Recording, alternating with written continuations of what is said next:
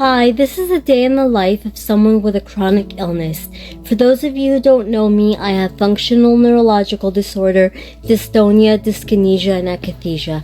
That means that my brain and my body don't communicate, and my muscles often tense without my knowledge. So I do have big muscles, but it's very painful. So I wake up in the morning and the first thing I do is I take a clonazepam because I cannot get out of bed without clonazepam. I put it under my tongue. That's called sublingual I think, and I let it dissolve under my tongue, and that relaxes my body enough to allow me to get out of bed. Then I take a tramadol for pain, and I take a baclofen to relax my muscles. I take those with water, and I always keep a jar of marshmallows next to my bed because the marshmallows let the pills go down my throat. My throat can't handle pills, they get stuck. So I buy marshmallows with fish gelatin in them. And fun fact, gelatin is actually really healthy for you. It's like, you know, when people take collagen, gelatin does the same thing for you. So like, I'm almost 40 and I say my secret to youth is marshmallows because I eat a lot of marshmallows.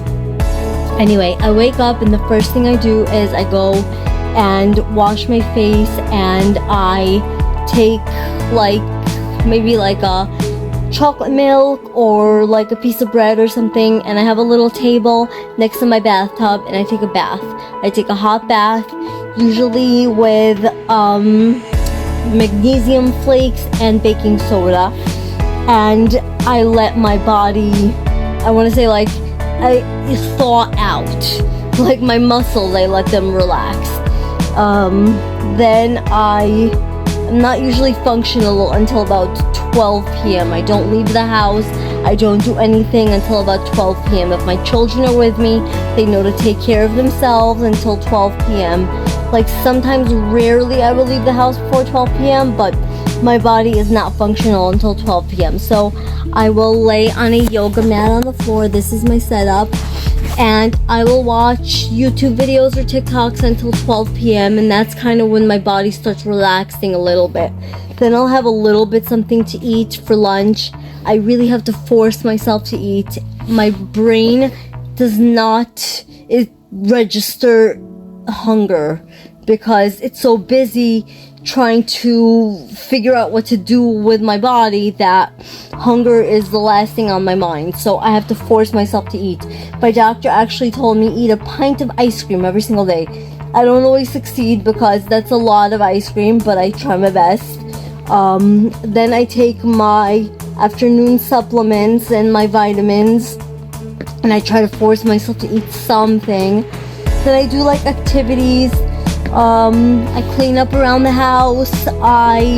Sometimes I'll go out, doctor's appointments. I have several a week, and then I rest. I do an activity and I rest. I do an activity and I rest.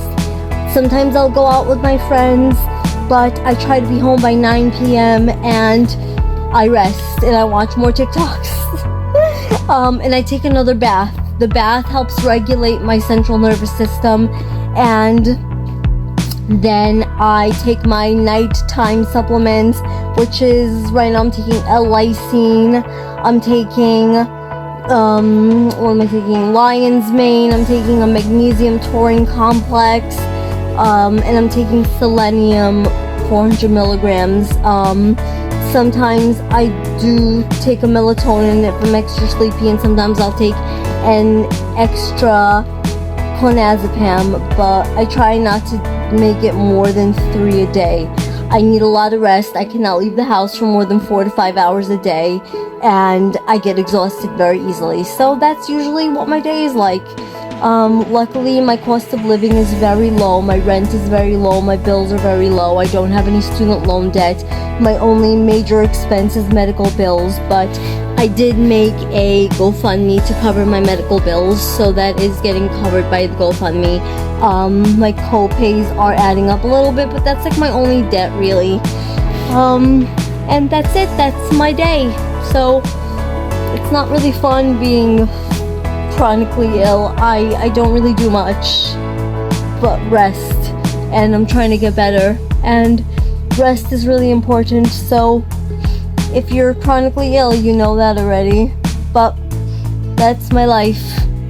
Anyway, that's what it's like being chronically ill. So I hope you got something out of this video. I don't know, just something for me to do. Like, TikTok has been a really big savior for me because it's helping me keep sane. So thank you for letting me share my life with you.